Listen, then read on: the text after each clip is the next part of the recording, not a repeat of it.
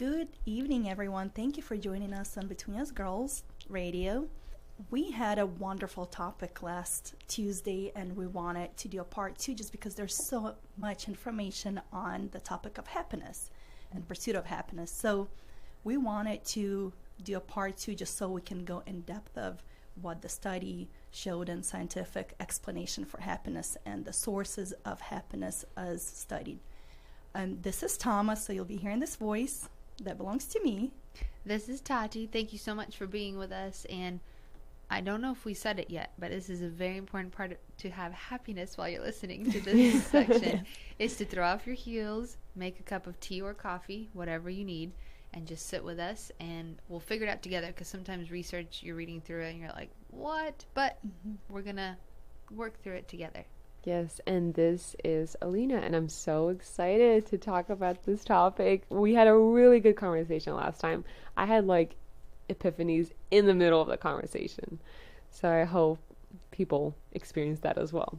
Yes, I actually did learn a lot, and realize that we have so many different thoughts on it, or we think of happiness differently, but at the end, the core of happiness we agree on. It's kind of the same, yeah. We all want it. We all that pursuit. What's in our Constitution? Life, liberty, and the pursuit of happiness. The pursuit of for happiness. everyone. Yeah, and that's what everybody wants. It's built into us. Everybody is just programmed to want to pursue happiness. Yeah. So, what's one thing that stuck out to you from last conversation that we had? I really liked the difference between men and women, because I think it's so true, and I think that almost is helpful in figuring out what is the right thing that makes you happy. What I mean by right thing is what you should, depend on to be happy, versus things that don't really matter in the big scheme of things. But I love that for women, Tama, you said we're very purpose driven. Women, we're made to nurture and take care, and that's why you always think of mom as making the best food and doing your laundry and reading you this and making this. I mean, she just knew how to take care of you really well.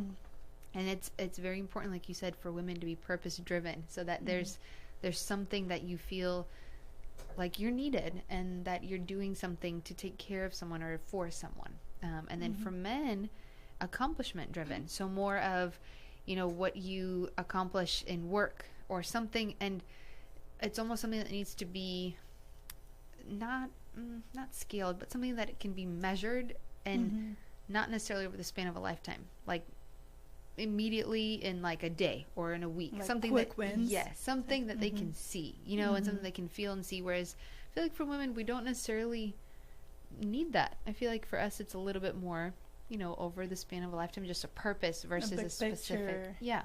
So I think, but I like that the difference between the two, because I think it's just it's nothing that says one is wrong and one is right, but it's just a fact about men and women, how are made differently, and so how both find happiness and what they depend on for happiness.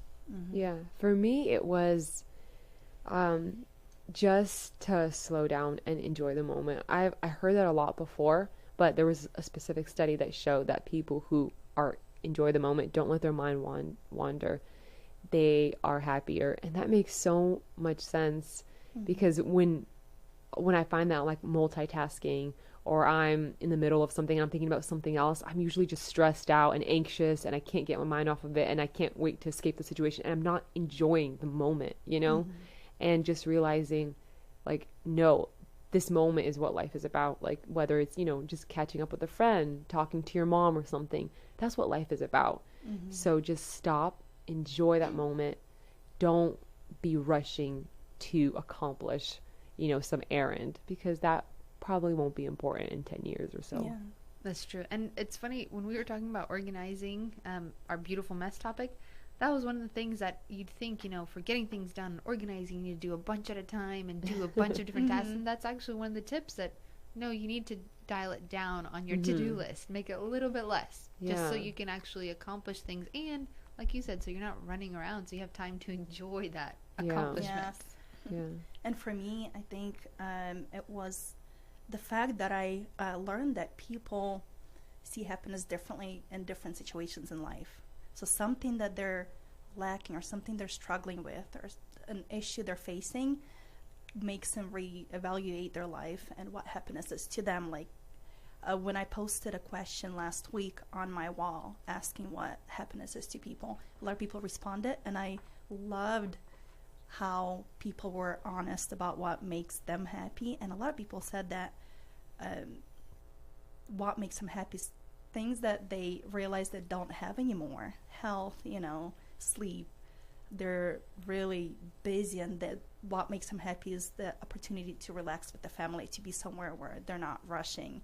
So just the maybe opportunity to value what you have versus, just neglecting all the great things that make us happy and like not paying attention to really what we have. And that's one thing we kind of mentioned is you don't really think about happiness until you don't have it, or until something goes wrong and you're thinking, man, I'm not happy. How do I find that again? And so it's almost like remembering, you got to try to remember it not when it's missing, but just like on an everyday, like remember what you have and what you're thankful for. And you, Alina, you mentioned grateful. Be grateful for that. Yeah. So that was a good way to kind of get into the research. Yes, yeah. And one more thing is the envy part.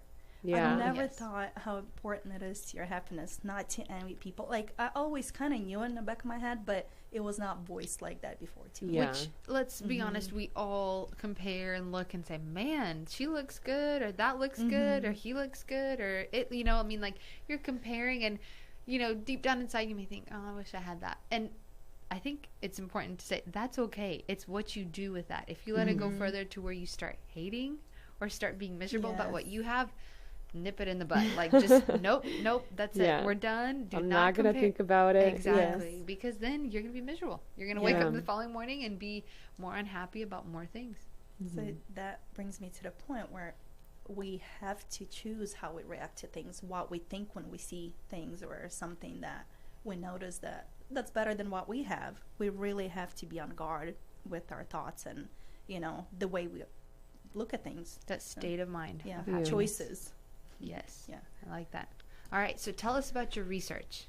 So let's jump right into the study that started it all. We're going to talk about that today with our input, of course. But just a refresher, I did mention it last time, but so there's this very lengthy study that started like in 1938. And a group of researchers took 268 Harvard sophomores and they began to study them. And they were trying to find the secret to leading a healthy and happy life. So at this time, the college was all male. So all of these participants were male. Keep that in mind. But over the decades, they expanded their research to include their offspring and also people living in the inner city. So like a separate study, but correlated with this to kind of get more data, a better sample set. So at one point, women were added. Yeah, women were added to the study later on. But get this, John F. Kennedy was one of the original recruits for the study. John F. Kennedy. So yeah, when he was still in college. And of course nobody knew that he would become president, but they took his file early on, like several years ago, and they locked it in a vault, and nobody can reach it until 2040. Oh, wow. Yeah. Wow. So, anyways, it's really interesting because, studies are sometimes done like, over a year or over a couple of years, or maybe even over a decade. But a lot of times they're done even over a day, and to try to get some kind of insight into what human behavior is like, right? But this study went on for decades. So a lot of things that we thought were true ended up not being true, and it really gave us insight into people's lives. So I read this a couple years ago, and it's stuck in my mind ever since. So it started this topic of happiness. But what's interesting is when they started the study, they believed that the participants' success later in life was dependent on their body build, their social class, their athletic ability, and their intelligence. That's what they thought, that it was dependent on their intelligence. And they found that none of these factors played a role in their future. So intelligence played a very little part. That was astonishing to me. Wow. Yeah, that intelligence played actually a very little part in their, but I mean that makes sense, you know? Like being smart doesn't necessarily mean being happy. That's true. And what's funny is that we mentioned that happiness in research is defined as psychological well-being.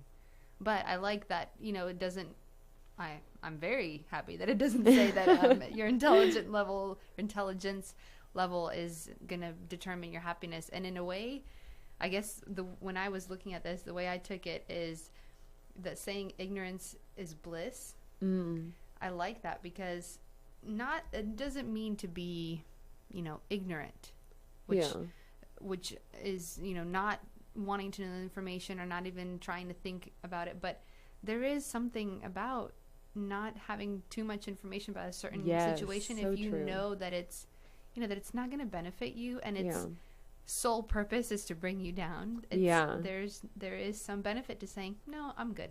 Yeah. I'm okay. I mean, I definitely feel a lot more depressed, I think, when I am, when I'm like reading the news and it's like negative event after negative event, and I get more paranoid.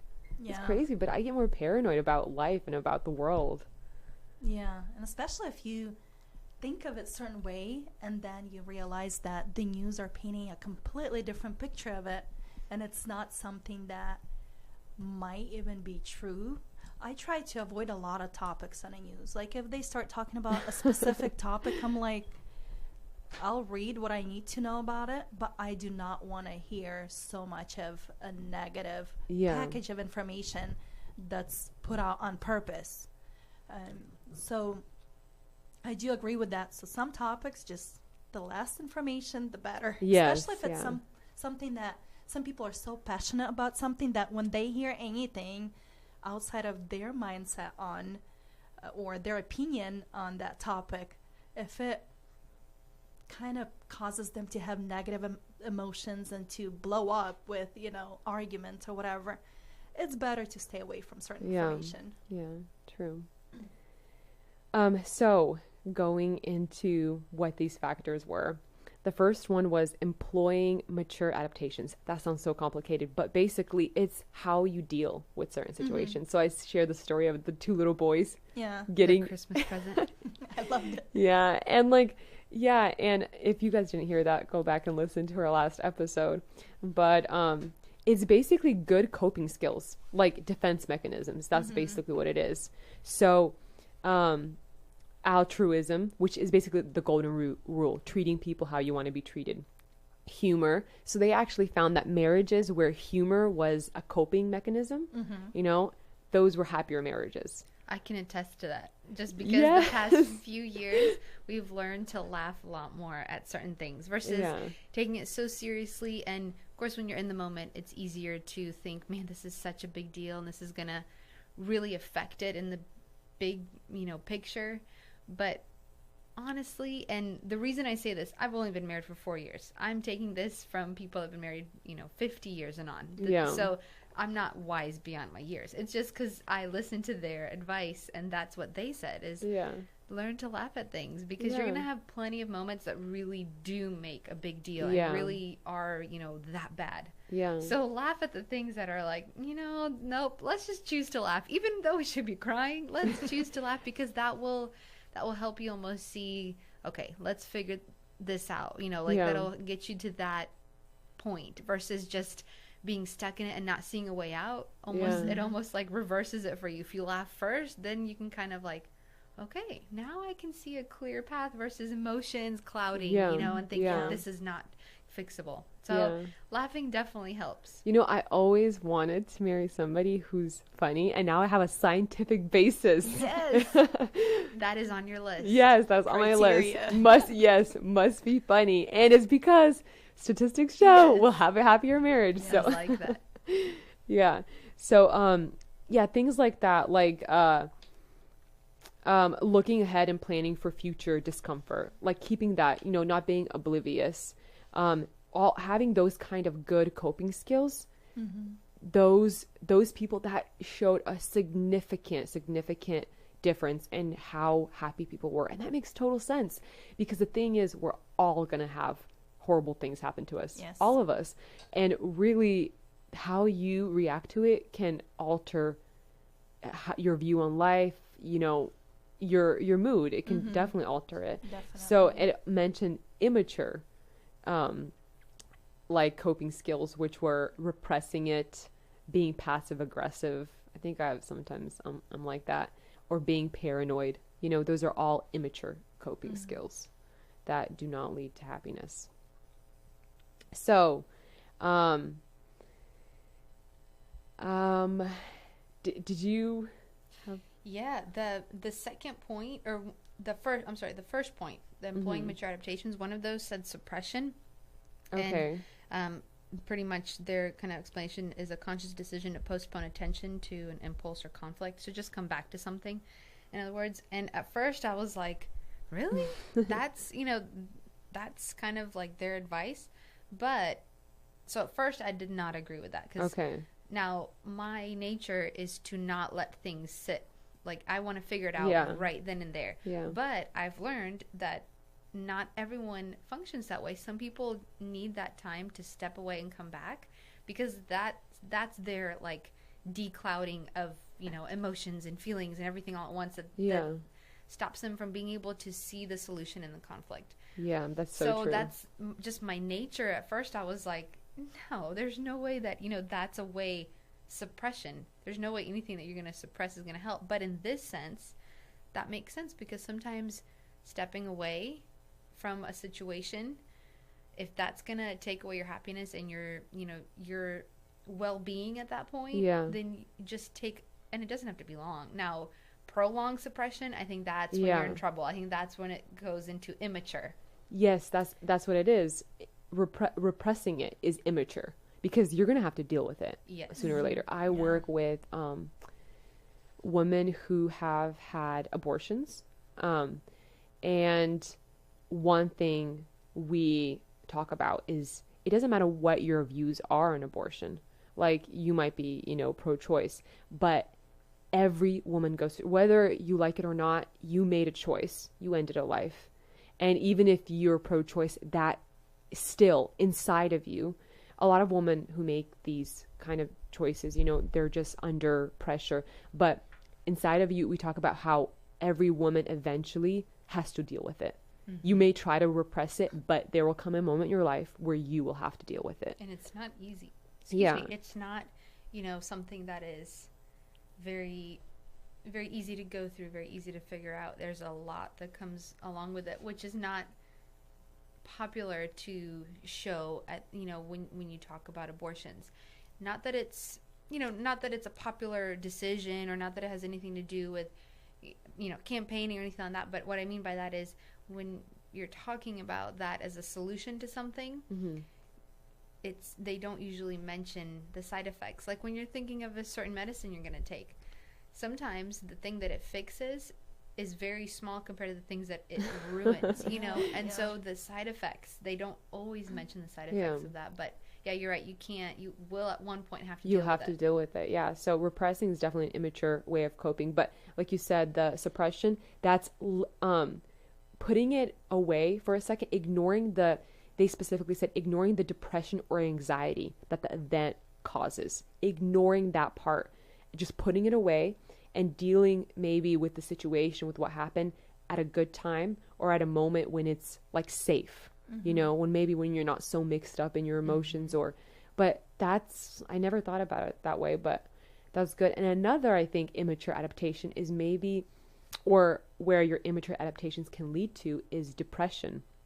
And the thing that they found about depression, which was astonishing, was it turns out to be a major drain on physical health. Talk about like your mental and your physical health being so strongly correlated. The men who were diagnosed with depression in the study, by age 50, more than 70% had died or were chronically ill by 63. Wow. Yeah, depression that's is huge. not just a feeling, for sure. I mean, it's pretty serious. Yeah. It affects everything. Yeah. I mean, that is huge. If you, let's keep in mind, a lot of them ended up living till their 90s, you know? Wow. So most of them, 70% of the people who were depressed dead by, who were died or chronically ill by 63. That's huge. That's It's a early. big number. Yeah. Big number in between. 63. By for sure. 63, either dead or Yeah. chronically ill by 63. That's really, really Wow. huge. It is. Wow. So the second thing was education. That was a big determinant of whether they grew up to be mentally well and physically. So this is how they defined happiness, right? Because we were talking about happiness, and you said that a lot of psychologists defined it as psychological well-being. They did not use the word happiness. They used predict healthy aging, both physically and psychologically.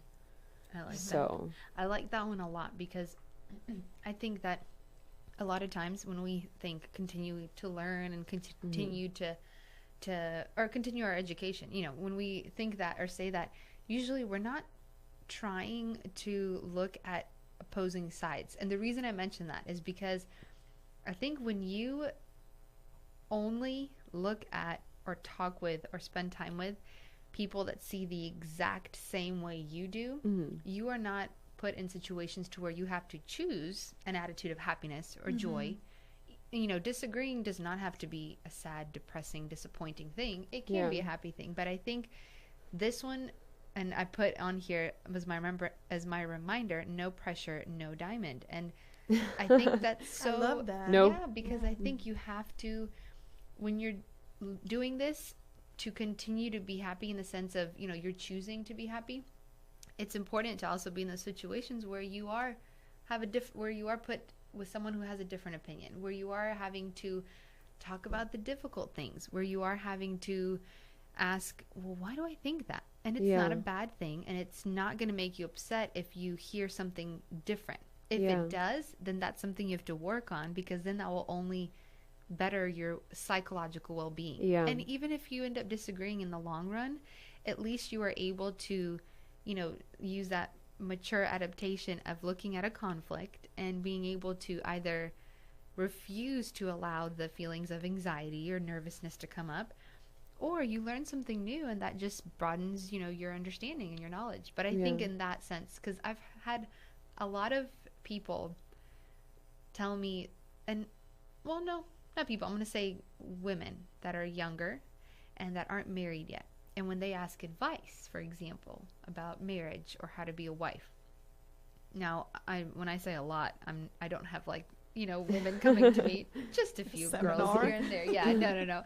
But, just a few friends or girlfriends. And sometimes I get a response because it's not what they think. It's not what they want to hear. That's not what they're expecting to hear. I get a response like, well, I've read this, or I've talked to this, or I've heard this, that, and so that tells me that what you're saying is not right, so I'm not going to listen to it, which is totally fine. But on the other hand, are you only looking at things that support your ideas? Because if you are, well, then you're not really continuing to learn. You're just sticking on, a neutral plane. You're not going to grow. You're not going to really, because if you're only looking at the same thing, it's, let's say, just like exercising. If you're only doing the same workout for 2 years, you're not going to gain any better muscle, any better endurance, because you have to switch it up. You have to do the same thing. I mean, and so if you do that, if you apply working out to, working out your mind, versus your body, you have to kind of look at both sides and try out both sides and almost be empathetic to both sides. Now, whether you take that advice or not, that is totally your decision. But definitely don't only look, and learn what you think is right and what you think works. Yeah. Try out the other stuff, because I think that continuing learning, is... Yeah, I mean, it really, I didn't think that education would have such a huge impact on how long you live and how happy you are, because, well, what they found was people who went to graduate school, they lived 4 years longer than those that were only had a college degree. That's the difference between having a graduate degree and a college degree. They lived 4 years longer. And I'm thinking, like, how does that even make sense? Because how could just more education give you more life? I mean, I guess you could reason out, well, it maybe like strengthens your brain functions, and as we know, your brain does have a huge impact on your health. But still, that just blew my mind. But I think education is not just what you learn, but the discipline that you go through while in college. Just you don't do True, what yes. you want to do, you do what you have to do. I think discipline is a huge factor Yes. in growth in college or becoming a wiser person when you choose what you can do with your time to be successful at whatever That your classes are. self-control, yeah. Yeah. Or just doing what you want and failing everything. So I think it's another thing that contributes to mental Yeah. health is the maybe not just mental health but success in the future is that you learn the discipline that you otherwise would not learn if you're on your own terms at home. That's true. And Yeah. they did mention not necessarily go to college, but the study mentioned continue learning. Even if you don't go to college, continue learning. Even as you get older, never stop learning. The other things were getting more into practical, not smoking and not abusing alcohol. And this astounded me and astounded the studiers as well. So if you're just joining us, we are talking about the pursuit of happiness, and particularly about this study that was done over the course of 80 years. It tracked almost 300 men throughout their life and why some turned out happy and why others didn't. And we're going through the list and in particular, abusing alcohol. And this surprised the scientists as well. The main scientist, he said that what he learned from the study is that alcoholism is a disorder of great destructive power. It was the main cause of divorce in the study. It was strongly correlated with depression, and they found that depression didn't lead to alcoholism. Your marriage failing didn't lead you to you becoming an alcoholic. They found that alcoholism led to depression, and alcoholism led to your marriage falling apart. So, and alongside with smoking, it was the single greatest contributor to their early death. So the most common factor in the divorce study was alcohol abuse. 57% of divorces had occurred when at least one spouse was abusing alcohol. And it leads to shaky mental health. It leads to poor coping skills, which is, we found, really important if you want to be happy. But yeah, I think if it becomes your escape route, you're not really learning to deal with things correctly. You're kind of putting a pause on a issue that you're dealing with. You escape into, state of drunkenness. You're back next day to exact same problem that you put on hold yesterday. That you put under And the rug. you might even be more depressed that it's still there Yeah. and nothing's changing it. exactly. Yeah. It's surprising to hear that this is something you should avoid if you want to be happy, or people should avoid if they want to be happy, because when you see people drinking alcohol, let's say on like a ad or in a movie, or or at least let's say when I was in college, and you think of your friends going out to a bar or have a drink, or that activity, it seems like, oh, well, that'll be a fun thing. Like, that'll be like a really exciting thing. Like, ooh, because you think that's exciting. People get happy. People forget their worries. But it's crazy that it's the opposite. Because you're right. You might forget your worries temporarily. But the reason you're forgetting is because they're, like you said, you're putting it on hold. But you're not really planning to fix it. You're just putting it on hold indefinitely. And so when I read that, it was both common sense, but also surprising just because of, what's the latest movie, How to Be Single. They're out having a girls' night with some wine. And don't get me wrong, I don't think drinking is wrong, but I think alcoholism, just like anything else you pick, if you get to a point to where it's a problem and it's going to be something that, that directs you and leads you, and that you're like a slave to and tied to. Oh yeah. I mean, Yeah.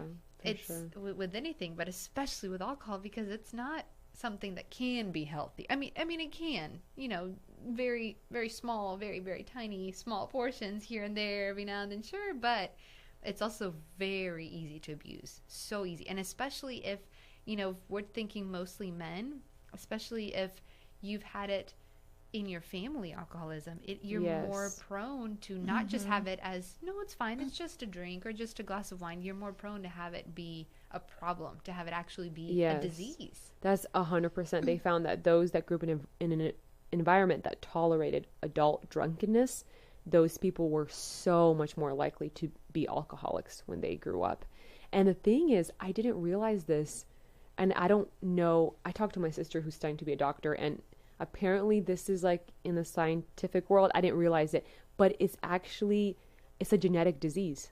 Yep. Because they found that those people who grew up, those kids who grew up with maybe they were adopted and their adopted parents were not alcoholics. If their biological parents were alcoholics, they were so much more likely to be alcoholics than, Wow. yeah. And that was really surprising. I had no idea. And it makes me think, I don't know how wrong I'll be on this, but so Russia, right?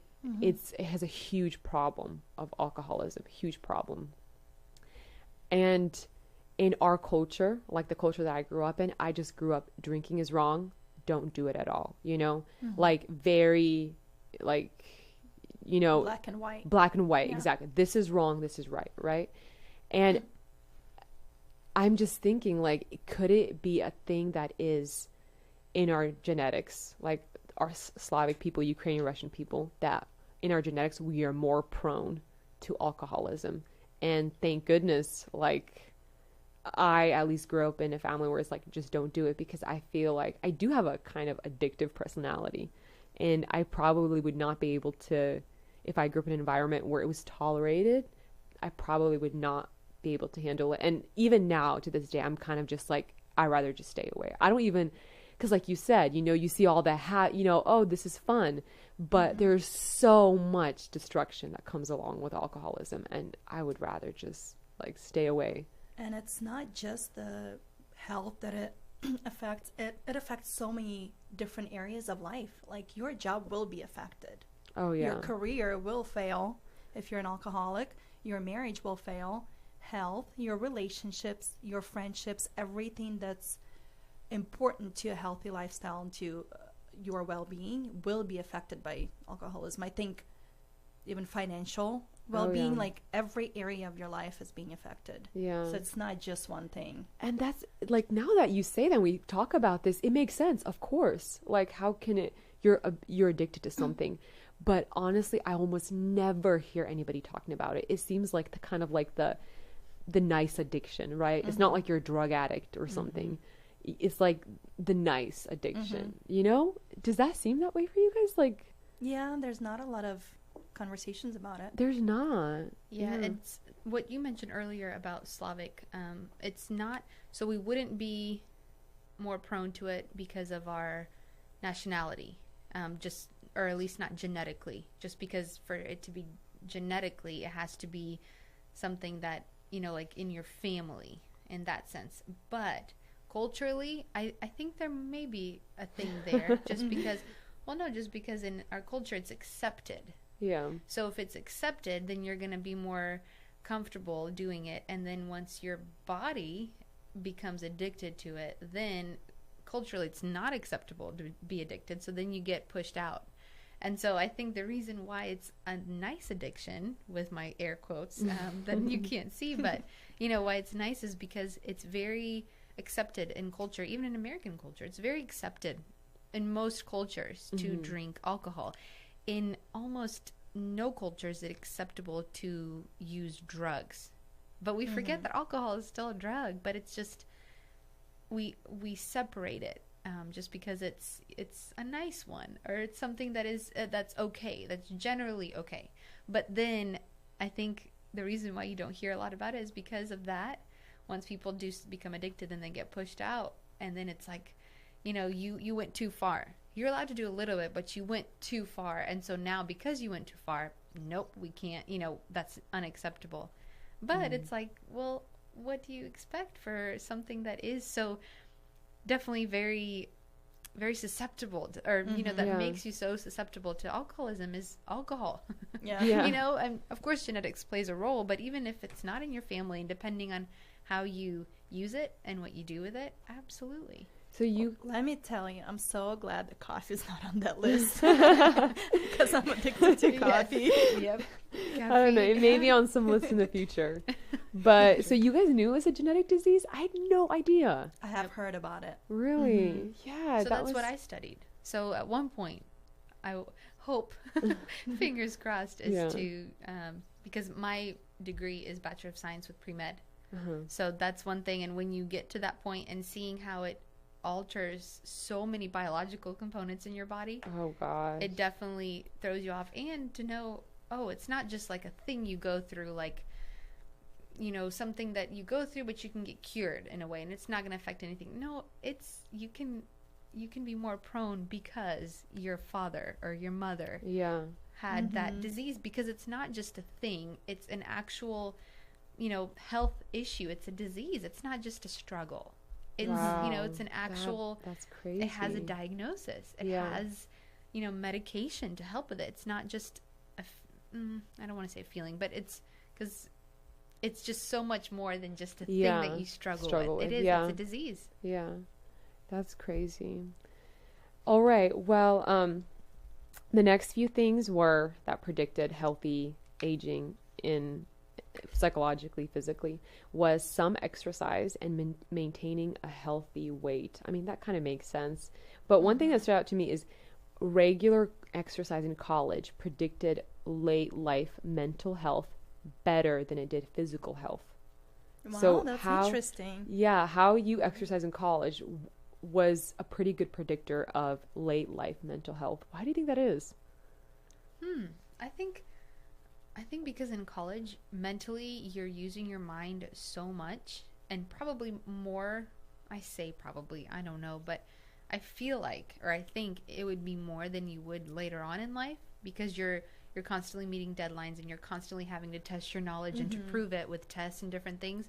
And so maybe because you're straining or working your mind out so much, if at that point you'll also follow up by working your body out as well, then maybe when your body will create a sense of habit.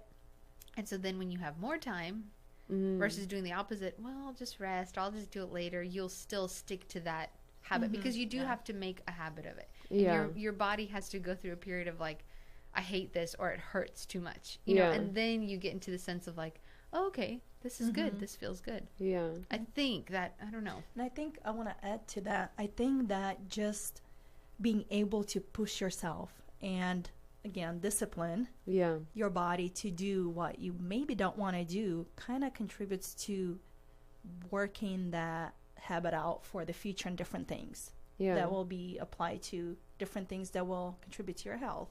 Yeah. You know. Yeah, maybe the decision to like exercise is somehow shaping your mind at that time when you're in college. I don't know. Maybe. That makes sense. And to that me. has a huge impact. But I don't know. But anyway, so some exercise and maintaining a healthy weight. Kind of no-brainers, but those are still good. But I like that they say some, because I feel like the cool thing, or not the cool definitely- thing, but the popular thing to do right now is do crazy workouts. Yeah. Like nothing against CrossFit, and I think CrossFit is a great way for some people to work out because they love it and it pushes them and it gives them a challenge. But CrossFit is intense. I mean, it is crazy, and what people do, or some people do at CrossFit, is almost borderline like, you might hurt yourself, or I can't imagine this being healthy. Even some of bodybuilders, not all, and I'm not saying bodybuilders, use different enhancements. No. There's plenty of bodybuilders that do it right, but I mean, to prep for different shows or to where they like compete, they have to do some pretty drastic stuff. They have to really lower their water weight. They have to really decrease the amount of calories they're eating. I mean, it's a lot. So I like that they say, hey, balance. Some, yeah. Yeah, you just do a little bit. You can't Yeah. do 7 days, 12 hours a day workout Yeah. because just like you can't stick your head in a book for 7 days straight, 12 hours. I mean, you may have to for a limited amount of time, but like a good balance with anything. Yeah. Yes. And I like they say healthy weight, Yeah. because I think regardless of what weight you choose, depending on what's healthy for you, so you can't just yourself choose when really your doctor says, well, you need to lose a few more, or you need to gain a few more. But whatever that healthy weight is, maintaining it, I think that plays a big part. And maybe it's just for women, I don't know what you ladies think, but plays a big part of how you perceive yourself and how you will be in certain situations. So real quick, if you're joining us, because I think sometimes I think if you right now tune in, you may think we're talking about like diets or health. We're talking about pursuit of happiness. And so these are some of the factors that that the research showed us that's what happy people did to stay happy in this long term, or what research. led to their future happiness. But- And the last few ones that I want to talk about in the last few minutes that we have left was the most important finding. Like when the researcher was asked what did you learn from this, he basically said that love is happiness. He's like, stop there, that's it, that's everything. What they found was the people who did the best in life overall were those who invested in relationships. That could be with their family, with their friends, with their communities. These were the people who had stable marriages.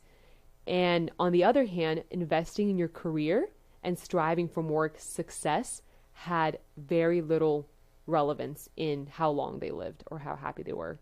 And this was one of the crazy, I'm just going to mention a little side note from this particular area. This was so crazy for me. Men who scored the highest on warm relationships, especially if they had a warm relationship with their mother growing up, with their mother specifically, they made more money and had higher mental competence at 80 years old. Wow. Yeah, with their mother. I don't know why, but it was very important to determine their relationship with their mother, how warm or how cold it was. It was like thousands of dollars, like $30,000-$40,000, the difference that they made every year. Wow, based on that's how warm their interesting. relationship was with their mother. How important a mother's role is. I like that. I like that the relationships, how much it matters. And I like that even in the study they mentioned religious affiliation, because I think that's a big part of figuring out that, hey, what are you grateful for? And taking a step outside and seeing, wow, look at all this I have versus look at all this I don't have. So I like that. I did put on my note, which I don't know if it's like the pessimistic view of it, but I did put to not let this be, in terms of like relationships with people specifically, to not let this determine your happiness. Because I think sometimes, and I'll share a quick story. I know we keep saying quick, but just really quick. I had a friend that really admired an individual that led worship in a church. Great individual, did great things in the church, but they made a mistake. And they unfortunately had gone outside their marriage and had cheated for several years. Nobody knew about it, but the individual who looked up to this person, they didn't have a father figure. And so this was almost their father figure, and this was their hero. And they really looked up to this person with anything they said, anything they did, just because they really admired them and they enjoyed the time. I mean, it was like when they were around them, they just lit up. When the individual, the gentleman who did, cheat on his wife and did that for multiple years, when they were caught and, people found out and he had to kind of, step down from his role just because of what was going on and what he did, the person who looked up to him and who admired him so much and who almost, put their happiness in this person's hands, they were broken. I mean, they were so disappointed, so upset. And so, it's a very drastic example, but I think it's really important to remember to not let people in those relationships, definitely grow those relationships and, be a part of them and invest. And definitely it's a motivation to grow those relationships, but make sure that those people don't drive your happiness, because they're people. Someone will let you down without meaning to, but it will happen. And you don't want to, end up putting all your eggs in one basket in that sense, and then just not being broken after that, not being happy because of what someone else did. Yeah. And that's why we see so many abusive relationships that just keep going on and on and on. People stay and get abused. They think that's their only source of happiness. Like they're relying on that person being their life and being, staying the sport and stuff, and they don't really see happiness outside of that relationship, even if it's abusive, even if it's bad. So I think it's very important to understand that it's not a person we rely on, and if relationship is bad, it's not the person that we have to be stuck to, Yes, Yeah. exactly. Yeah, definitely a good way to, I guess, to think of it, like we kind of have figured out throughout this whole research, is your state of mind and your attitude about it, and remembering, to be grateful and to strive for that peace in your heart with everything, just because that'll help that psychological well-being, all those words that keep coming back to your state of mind and your attitude about it. Yeah. Yeah. I mean, it was for them, for the people who did this study, it was pretty profound how important it was your relationships with other people and how that affected your life. They just saw that it was unparalleled. You could have everything going fine in every area of your life, but if you didn't have people who loved you, and if you don't have people who you loved, it was not the same. Like, did they list what exactly in relationships made a person happy or healthy? Like a stable marriage. They did say that surprisingly, your sibling relationships mattered a lot later on in life, like how happy you were later on in life.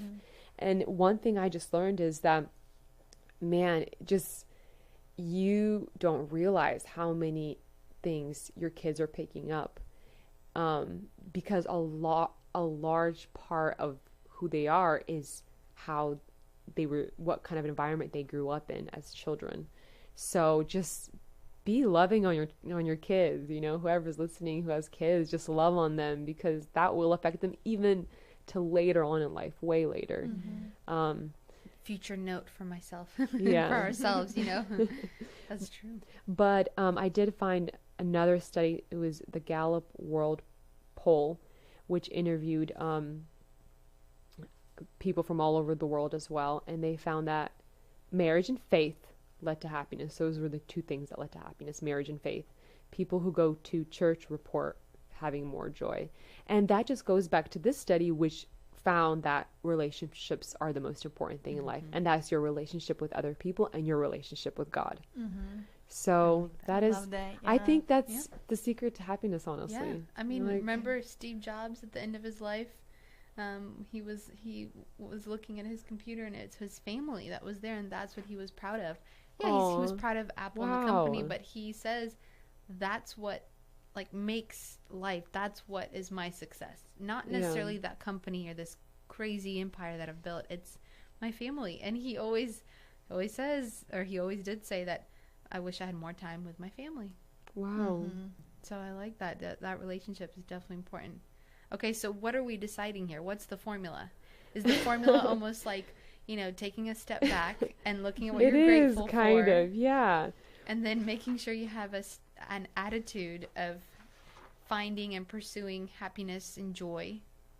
And then just, I guess, kind of what you said, Alina, is just giving yourself time and not filling it all up with things, but kind of giving yourself almost like a buffer in a way to enjoy the moments. And the crazy thing is how this all goes back to what the Bible said thousands of years ago, and now research is proving it. Like, I was just thinking about Ecclesiastes. He goes on this, the writer of Ecclesiastes, one of the books of the Bible, he goes on this long rant about how everything's just meaningless. And at the end, he just says, there's nothing better to do than just to enjoy what you eat, enjoy what you drink, and find satisfaction in your work. He's like, just do that. He's like, that's it. Just enjoy life and find satisfaction. Yeah, and that goes back to, kind of slow down. Enjoy the moment. Don't think about everything that has to be. Just slow down and enjoy the moment. And he said that. Just, slow down and enjoy life. And another survey that was done of 4,500 adults, they found that those adults who volunteered 100 hours a year, 63% 63% said they were physically healthier, and 73% said that it lowered their stress and they were happier. So there was a connection between how, you know, how much they volunteered and how happy they were. And it goes back to also what the Bible says, it's better to give than to receive. Like there's something about taking your eyes off yourself, Yes. taking your eyes off your problems and focusing on helping somebody else and their problems. And I volunteer a little bit Thursday nights. And sometimes, like, after work, I'm like, I really don't want to go. I almost never want to go. But when I leave, I am so happy. That day made my whole week. Yeah, I So- agree, because I experienced that too. I love to volunteer, and I wish I had more time for it, but whenever I can find a little bit of time and be part of some kind of project, it really does fulfill me, you know? Yeah. I feel like I've done something outside of my needs and outside of like my little life that, you know, I live for myself and I don't have a family yet. So I feel like I do have a bigger purpose than just a job and pay my bills. So it does contribute to my happiness. So I do agree with that study. Yeah. I like that. Yeah, and just a couple of other verses that stood out to me in Proverbs 16:20. It says, "Those who trust the Lord will be joyful." And an interesting one, Proverbs 15:15. "For the despondent every day brings trouble. For the happy heart, life is a continual feast." So for those who are kind of down, every day there's something to complain about. But for those who have a happy heart, life is just like a never-ending feast, never-ending party. I like Wow, that. So, I like that. yeah. Because life's gonna throw stuff at you that you can't really control. Yeah. I mean, you can't control all aspects of your life. You just can't, because you can't control the people around you, and you need those relationships. Yeah. So, what do they say? Like, happy wife, happy life. Yeah. But in this sense, it's like happy heart, and you get a whole feast. Yeah. Yeah. You want food and you want happy heart. That's perfect. And you Yeah. create more pleasant friendship for someone to be in. So we actually are the person that someone enjoys being around versus, you know, nagging and complaining. Because I personally cannot tolerate complainers. If I'm in a friendship with a complainer, like, I do not want to spend that much time with them and hear all the complaining. I like to see things from more of a positive perspective. Yeah, And when that's awesome. someone starts like painting such Negative, a yeah. bad picture of something, I'm like, okay, I'm done. I gotta, got things to do at home. Yes. Yep. So I Yeah. think by being Yeah. positive and happy and just treating everything with just from a positive perspective, I guess Yeah. we create a better image of ourselves to other Yeah. people. Definitely More look at pleasant, things more yeah. positively. But one thing I did learn from this whole study, because I don't want to discourage anybody who was maybe thinking, well, I grew up in a horrible, I had a horrible childhood, grew up in a horrible house, I have alcoholism in my family, whatever. What they found is, because this is one of the only studies that was tracked over such a long period of time, they found that you really do need time to figure out how something is going to turn out.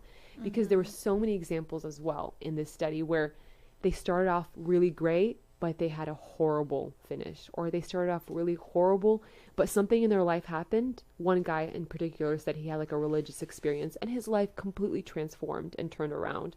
So the point was that your moment, what you're going through right now, is not a predictor of how your life is going to end. Anything can change, you know? Yes. Anything can happen to change. So just be encouraged, I guess, by that. And I'm encouraged by that, just to know, like, this is not right. What I'm going through right now is not the final, call of what's going to happen at the end of my life, Yep. Because you're right. I mean, you aren't in control of all the aspects in your life, but you are in control of what you do with those Yes, aspects, or what you do with what exactly. life throws at you. So it's all up to you how you Yeah. react to it and how you take it. And so, yeah, definitely. I like that. Yeah. Don't be discouraged by the things that happen in your past and the negative things that have happened to you that you didn't have any control with, because Yeah. there's always a way out. It may be really Yeah. hard for you. It may be much easier for someone else to tell you, oh, you can get out of it, or this will get better. But there is a way. You just have to Yes. fight a little bit harder. Yeah, But that's true. that'll just make you that much stronger than the Yeah. person beside you that maybe didn't have to. So Yeah. keep at it. I I just want to add that I listened to this wonderful TED Talk because I love TED Talks. Yeah. Find different talks to listen to on different topics, and I learn a lot from there. But there's this man, Waldinger. Have you ever heard of him? No. He's known for going to Harvard for undergrad and never leaving Harvard. He stayed there his whole life, and he did a study on marriage impact on your psychological well-being, and he did bring out the point that relationship and marriage is so important that it's actually the most important thing to for a happy life or happy aging. So a lot of people, when he did that TED Talk, a lot of people emailed him saying, what if, since the relationship is the most important thing, what if I'm alone? What if I don't have anyone? And the most important thing that contributes to our happiness, I cannot control. I don't really have a family. I'm not married. I don't have close relationships. What can I do? So his answer was not to those people, but to people around them. He replied with, he actually did an interview where he brought up those questions. He said, half of people that emailed me with a similar question. I don't have relationships that I can rely on or that I can grow in and be happy in.